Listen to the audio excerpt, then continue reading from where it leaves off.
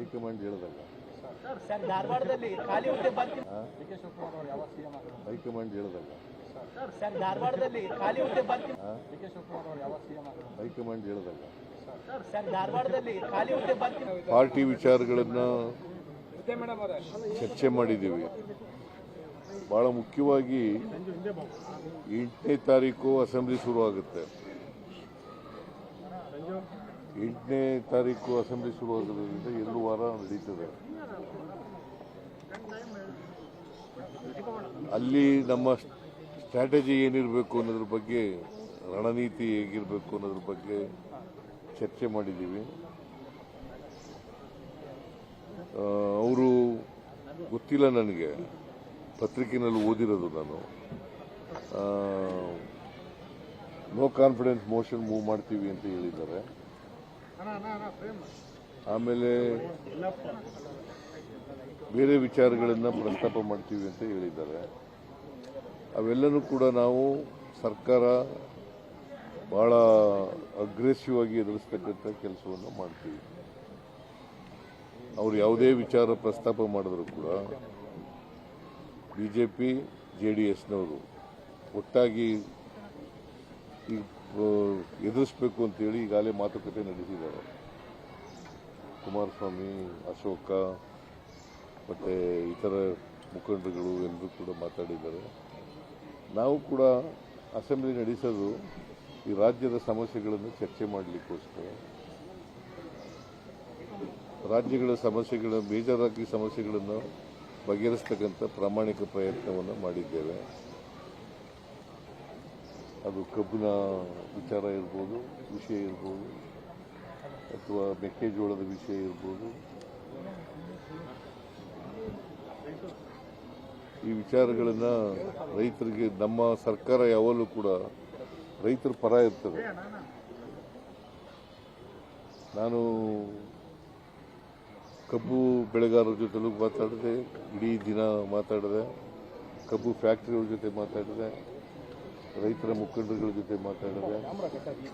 ಅದಕ್ಕೆ ಒಂದು ಅಂತಿಮ ರೂಪ ಕೊಡ್ತಕ್ಕಂಥ ಕೆಲಸವನ್ನು ಮಾಡಿದ್ದೀವಿ. ಸರ್ಕಾರದಿಂದ 1 ಟನ್ ಕಬ್ಬಿಗೆ 50 ರೂಪಾಯಿ ಕೊಡಬೇಕು ಅಂತಲೂ ಕೂಡ ತೀರ್ಮಾನ ಮಾಡಿದ್ದೀವಿ. ಸೊ ಅದು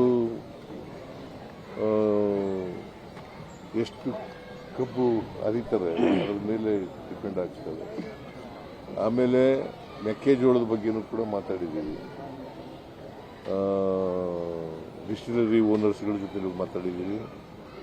ಜೊತೆಗೆ ಪೌಲ್ಟ್ರಿ ಫಾರ್ಮರ್ಸು ಅವ್ರ ಜೊತೆಲೂ ಕೂಡ ಮಾತಾಡಿದ್ದೀವಿ. ಸೊ ಮೆಕ್ಕೆಜೋಳ ಇವತ್ತು MSP ನಿಗದಿ ಮಾಡಿರ್ತಕ್ಕಂಥದ್ದು ಕೇಂದ್ರ ಸರ್ಕಾರ 2400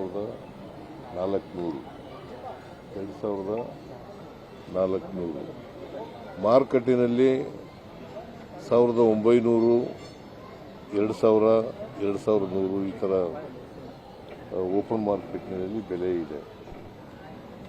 ಸೊ ಅದರಿಂದ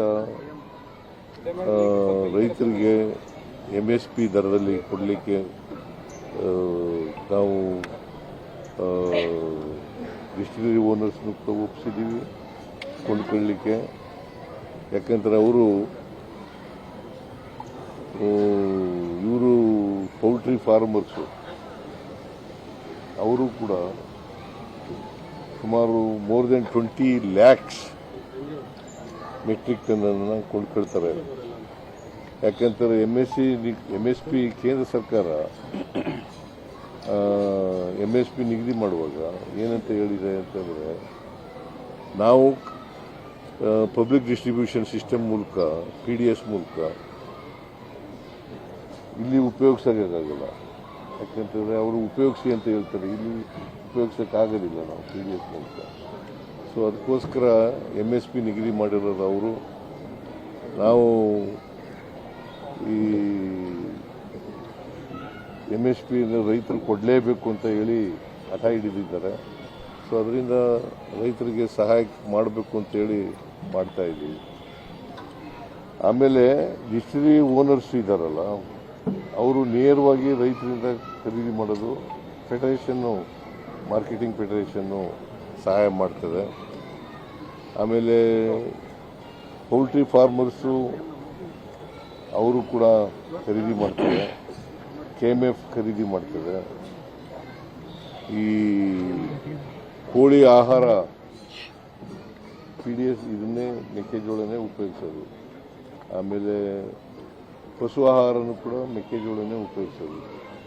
ಸೊ ಇವೆರಡೂ ಕೂಡ ಮೇಜರ್ ಆಗಿ ಈ ಸಾರಿ ರೈತರು ಹೆಚ್ಚಾಗಿ ಬೆಳೆದಿದ್ದಾರೆ ಮೆಕ್ಕೆಜೋಳನ.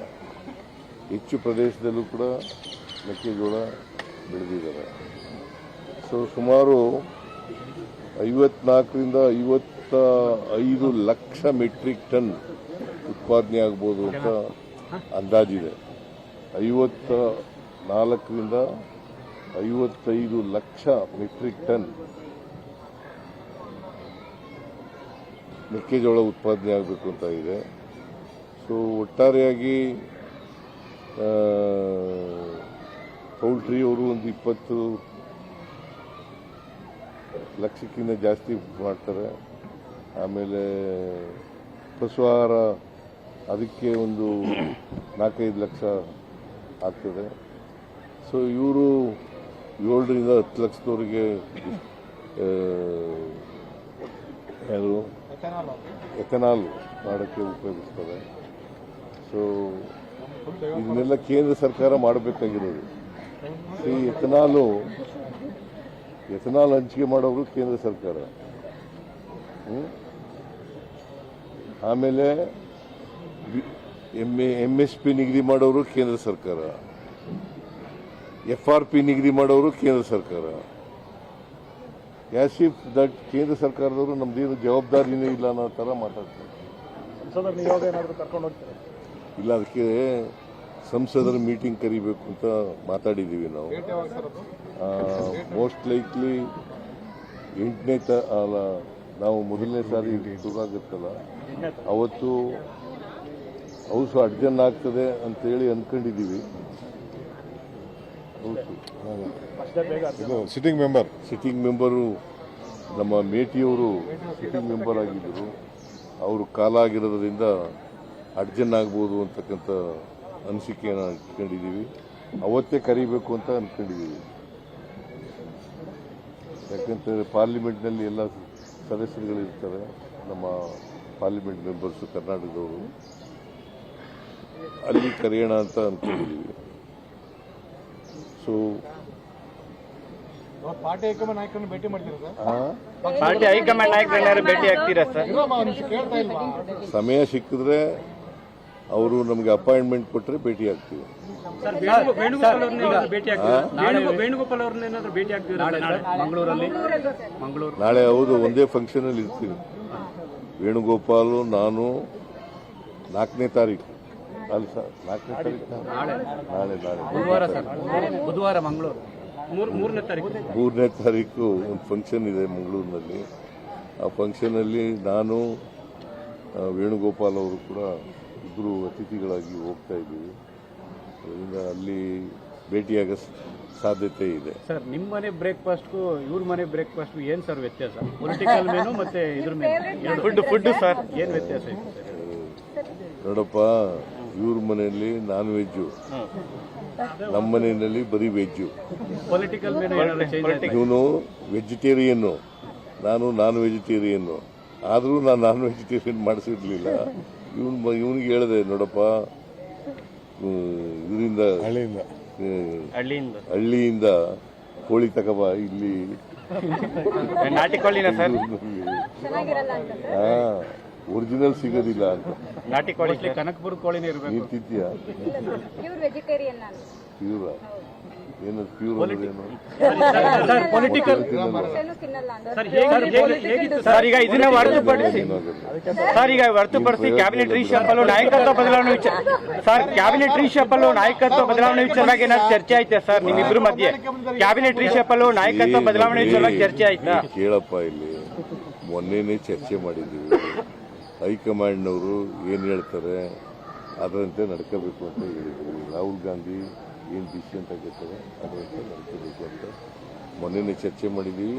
ಇವತ್ತು ಅದನ್ನೇ ಚರ್ಚೆ ಮಾಡಿ ಸರ್, ನಿಮ್ಮ ಶಾಸಕರುಗಳಿಗೂ ಕನ್ವೆ ಮಾಡ್ತೀರಾ ಸರ್?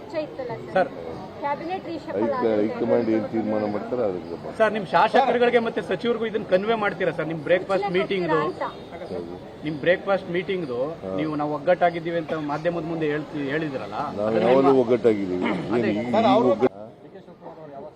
ಹೈಕಮಾಂಡ್ ಹೇಳದಲ್ಲ ಹೈಕಮಾಂಡ್ ಹೇಳದಲ್ಲ ಸರ್ ಧಾರವಾಡದಲ್ಲಿ ಖಾಲಿ ಹುದ್ದೆ ಭರ್ತಿ ಹೈಕಮಾಂಡ್ ಹೇಳದಲ್ಲ ಸರ್ ಧಾರವಾಡದಲ್ಲಿ ಖಾಲಿ ಹುದ್ದೆ ಭರ್ತಿ ಹೈಕಮಾಂಡ್ ಹೇಳದಲ್ಲ ಸರ್ ಧಾರವಾಡದಲ್ಲಿ ಖಾಲಿ ಹುದ್ದೆ ಭರ್ತಿ